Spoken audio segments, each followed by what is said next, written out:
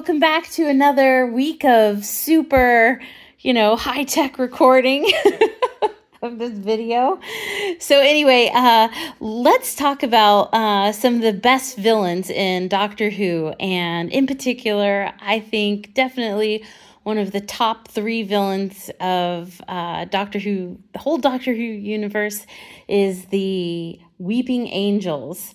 So the Weeping Angels were introduced to us in the 3rd series, and they just did a wonderful job writing this villain. I've said it before and I'll say it again. Less is more with anything that's meant to be creepy or tense.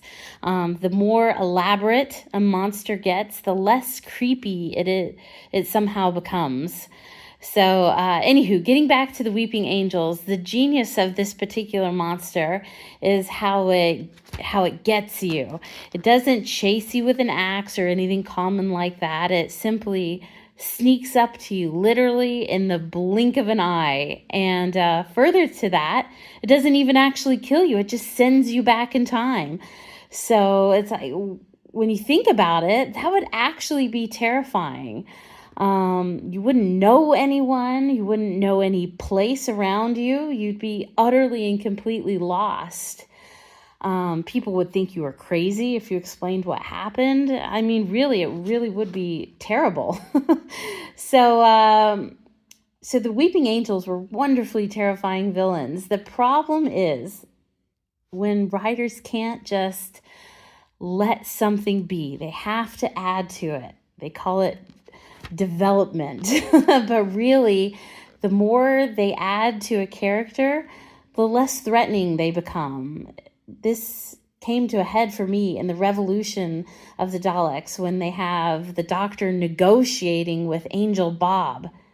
Angel Bob, they took the Weeping Angels and they turned it into just Angel Bob. I'm just talking to Angel Bob here. It just completely robbed the Weeping Angels of any mystique or power.